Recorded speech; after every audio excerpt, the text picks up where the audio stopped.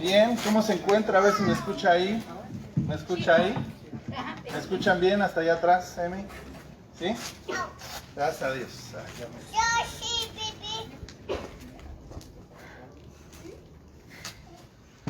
Bien, le invito a que incline su rostro y oremos a Dios.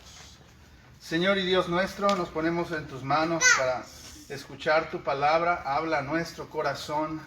Espíritu Santo, ven y instrúyenos, corrígenos, transfórmanos, llévanos a Jesús, Salvador y Señor de nuestra vida.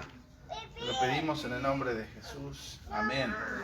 Amén. Qué gusto tenerla aquí. Bienvenidos a nuestros amigos que nos están siguiendo ahí en Facebook desde México, California o donde sea que nos estén viendo. Sean todos ustedes bienvenidos. Quiero platicarle algo. Hay por ahí una película que hace poco un buen amigo me recomendó. Posiblemente usted la conoce y usted me dirá. Se llama Presagio. En inglés es Know. El del 2009 y el actor principal es Nicolas Cage. ¿La conoce? ¿La ha escuchado? Nicolas Cage. Bueno, es un actor. Últimamente Nicolas Cage no ha estado haciendo películas tan buenas. Así que bueno, un día que no tenía mucho que hacer decidí verla. Y es interesante porque cuenta la historia de una sociedad como la que ahora usted y yo vivimos, con la gente muy ocupada en sus asuntos, en sus negocios, y de repente la NASA se da cuenta de que va a haber una gran explosión solar que va a afectar a la Tierra. Imagínense eso. ¿Qué consecuencias? Bueno, básicamente iba a haber una gran explosión térmica, si se le puede llamar de esta manera, que iba a acabar con todos los seres humanos. Entonces la película trata de esto, de cómo este personaje que es científico, a través de descifrar algunos códigos, se da cuenta de que hay un mensaje que unos extraterrestres quieren comunicar. Ellos quieren salvar al menos a 2 personas. Y estas 2 personas, uno de ellos es el hijo de Nicolas Cage en la película. Bueno, después de todo esto y decenas de grandes efectos especiales que Hollywood tiene, ¿qué cree? Al final, el hijo de Nicolas Cage, digo, si la va a ver, bueno, ya le estoy contando, spoiler alert, ¿verdad? Pero al final el hijo de Nicolas Cage y una niña es salvada de este desastre mundial donde toda la población muere. ¿Qué tal? Hasta ahí la historia, ¿no? Y me puse a pensar en dónde he escuchado esta historia, dónde la he visto antes. Y entonces, ahora que estaba preparando este mensaje, me di cuenta y dije, claro, aquí está. Justamente en el diluvio universal, en la historia de Noé y la arca, tenemos una situación similar. ¿Cuántos dicen amén? Seguramente usted conoce la historia, usted la ha escuchado de la voz de Cristal, pero vamos a poner un poco en contexto y ver qué cosas Dios tiene para nosotros que quiere Él que aprendamos el día de hoy. En primer lugar, ¿se acuerda que nos quedamos la semana pasada? En esta serie de Génesis hemos aprendido que en el principio, ¿verdad? En el principio Dios borró la maldad. Dígalo conmigo, en el principio Dios borró la maldad de la tierra. ¿Se acuerda usted que Adán y Eva tuvieron descendientes? Primero Caín y luego Abel. Y Abel mató a... No, al revés. Caín mató a Abel. Exacto, era para ver si estaba despierto. Caín mató a Abel. Caín tuvo descendencia. Pero esa descendencia no es contada como parte de los hijos de Dios en la Biblia. De hecho, más adelante en Génesis, Dios nos dice que tuvo un otro hijo a Adán llamado Set. Diga conmigo, Set. Exactamente. Y Set tuvo descendencia. Y de esa descendencia nacería Noé. Y ahí usted lo puede observar en los primeros capítulos de Génesis 5, cómo fue la descendencia. Y usted va a escuchar nombres como Matusalén, Enoc, como el hombre que caminó con Dios y que de hecho no murió, sino que vivió 365 años y caminó con Dios, ¿verdad? Y de esa genealogía es que Noé nace. Diga conmigo, Noé. ¿Y quién era Noé? Bueno, sabemos que Noé tuvo 3 hijos, al menos 3 hijos. ¿Cómo se llamaban? Ahí aparece Sem, Cam y Jafet. Y para esto quiero pedirle a nuestra hermana Janet que pase a hacer la lectura del día de hoy para continuar con nuestro mensaje.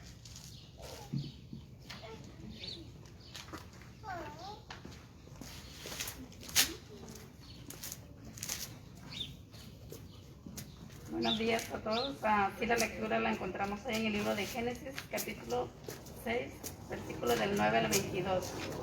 Estas son las generaciones de Noé. Noé era un hombre justo, perfecto entre sus contemporáneos. Noé siempre andaba con Dios. Noé engendró 3 hijos, Sem, Cam y Jafet. Pero la tierra se había corrompido delante de Dios y estaba la tierra llena de violencia. Dios miró a la tierra y vio que estaba corrompida, porque toda la carne había corrompido su camino sobre la tierra.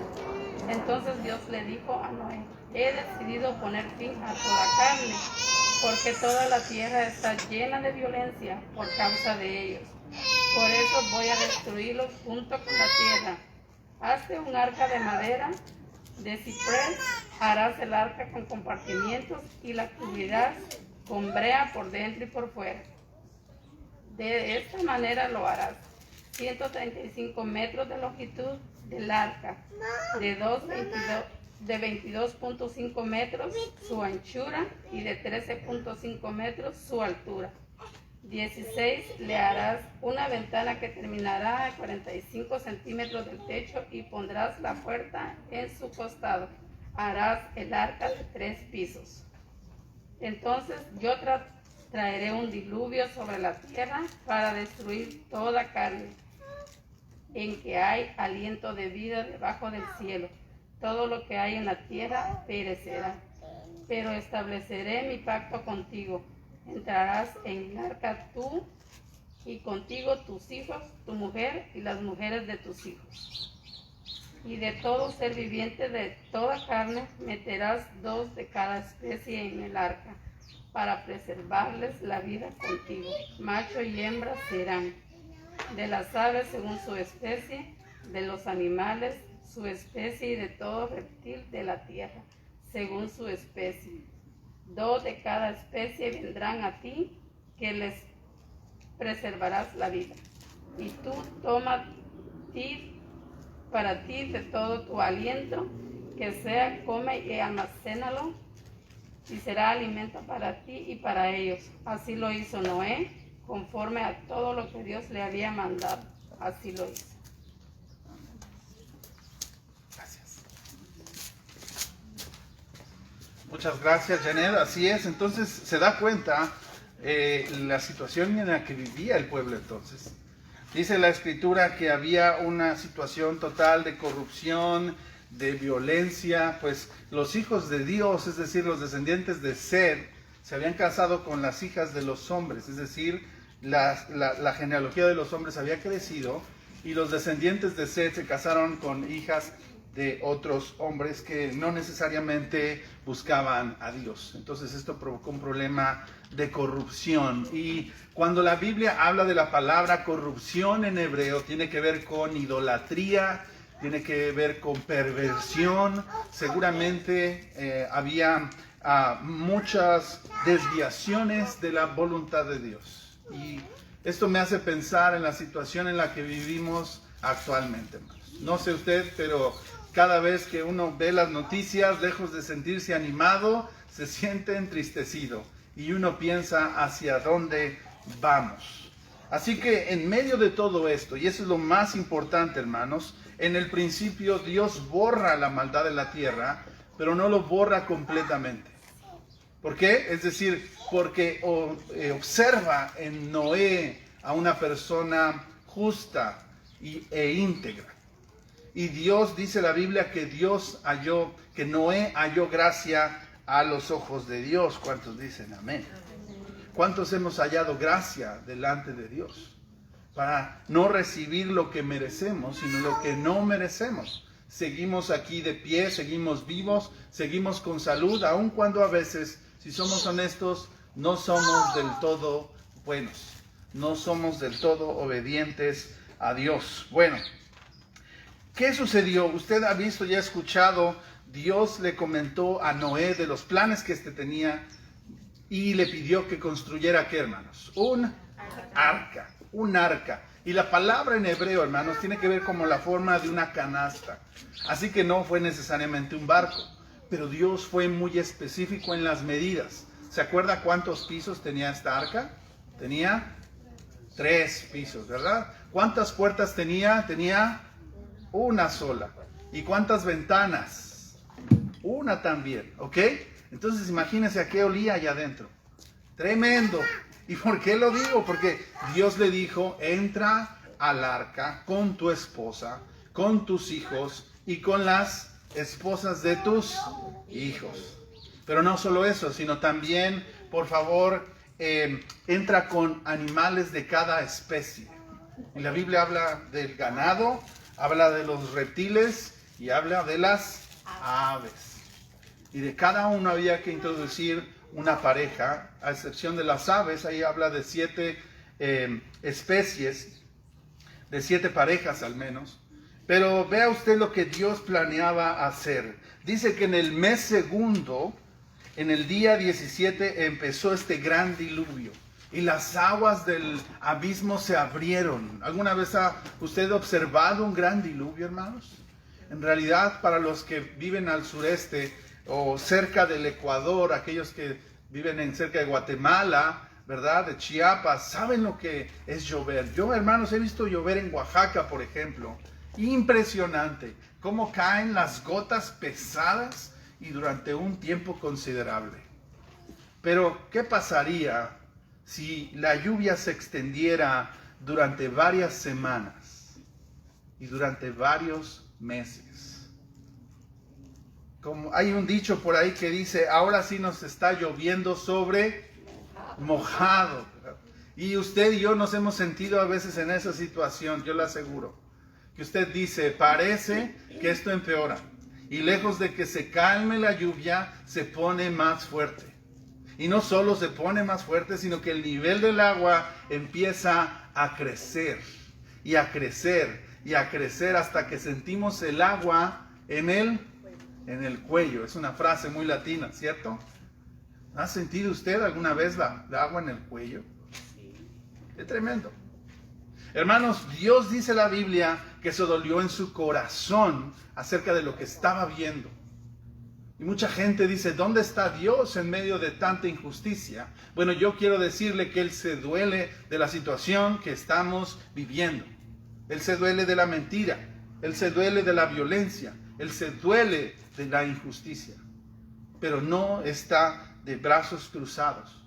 Y no estuvo de brazos cruzados en esta ocasión, porque es cuando les dice, entren y hace llover, y dice la Biblia que todo ser viviente con aliento de vida pereció. Diga conmigo, pereció. Algunos dirán, wow, qué crueldad, pero ¿por qué? ¿Qué tal si había más personas buenas? ¿Y sabe qué pienso en esta figura? Ustedes están familiarizados con la construcción, ¿cierto? Vamos a pensar, usted de repente adquiere una propiedad y esta propiedad tiene una construcción y esta construcción está llena de plagas, ¿cierto?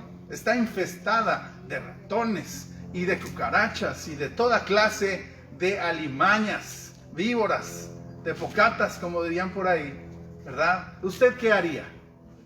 ¿Intentaría limpiar todo eso?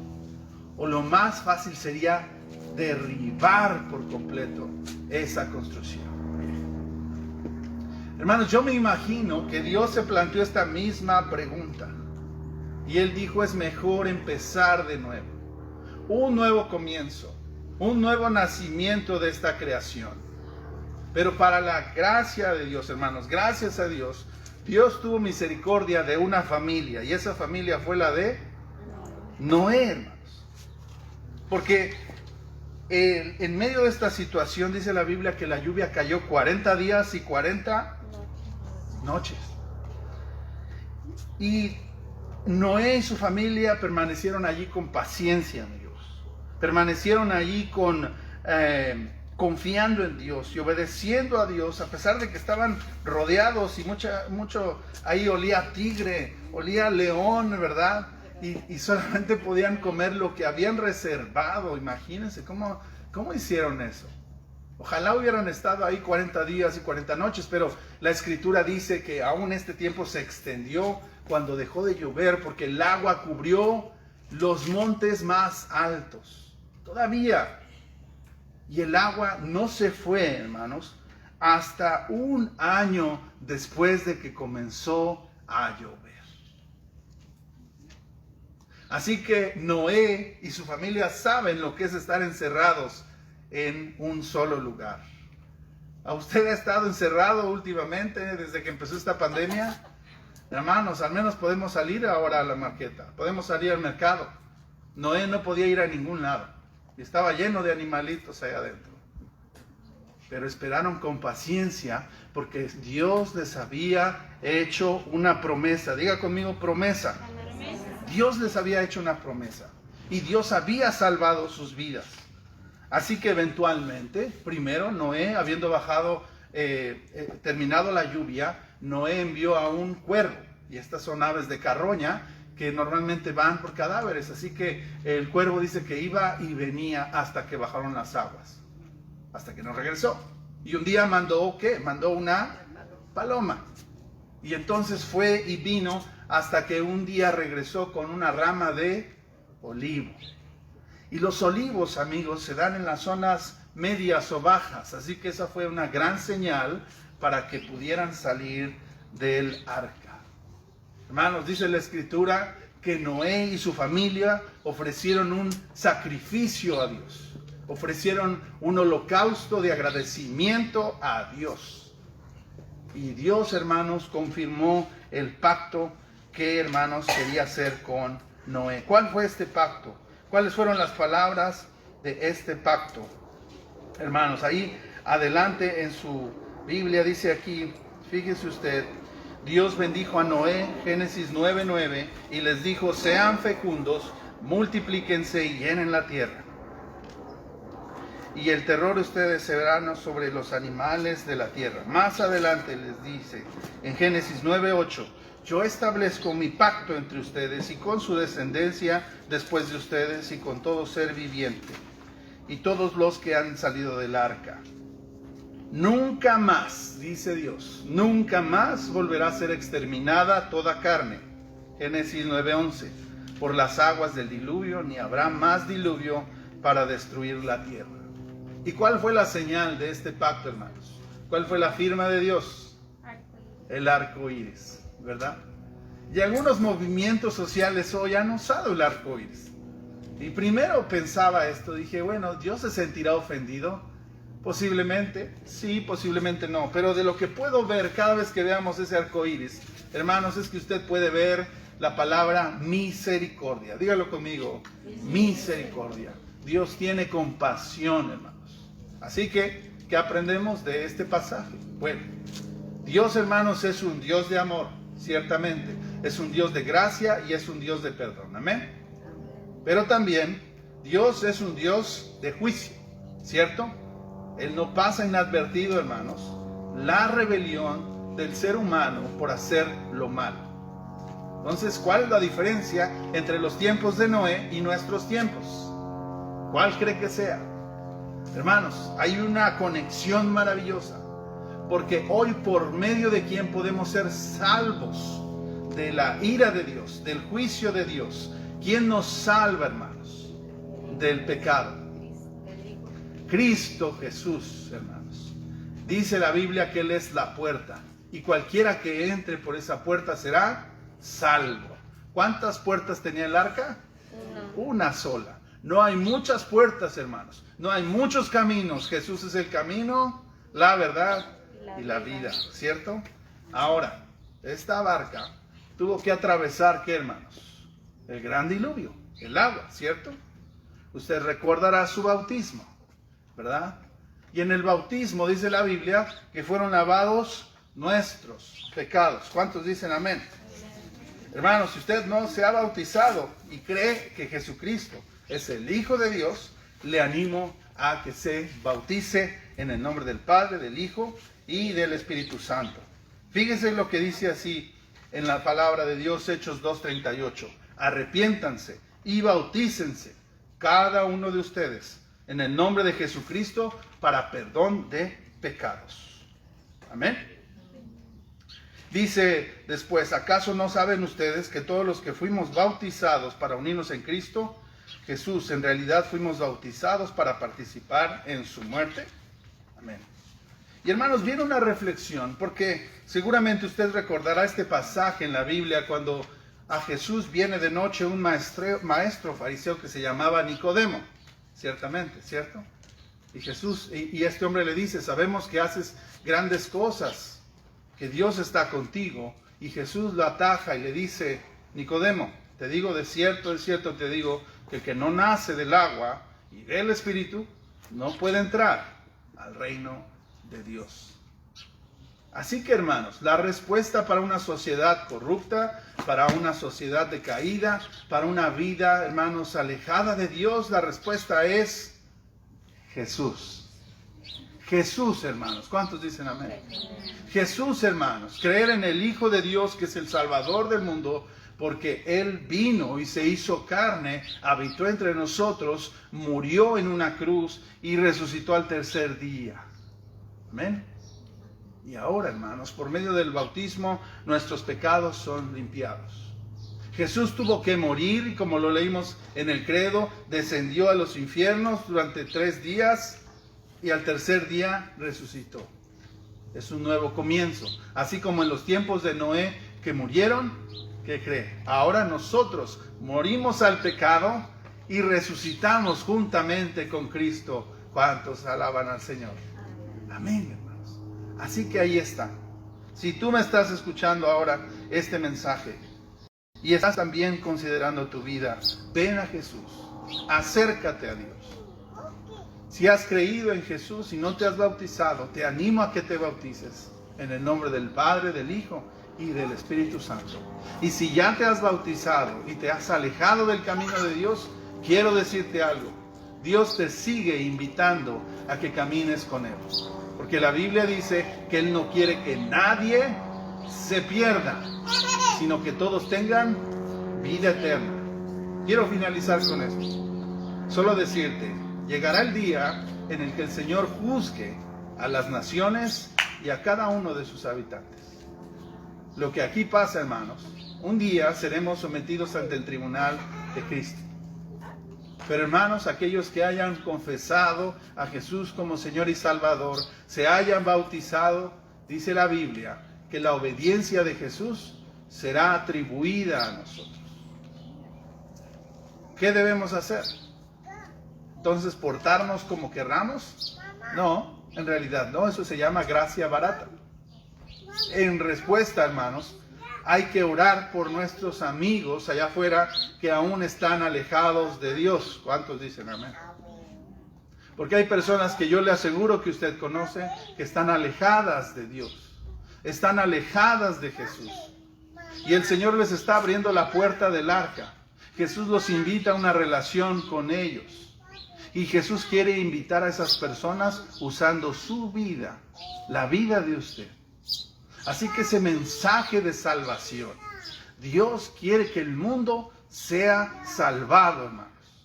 Y Dios quiere usar tu vida y mi vida para compartirle este mensaje de buenas noticias. ¿Cuántos dicen amén?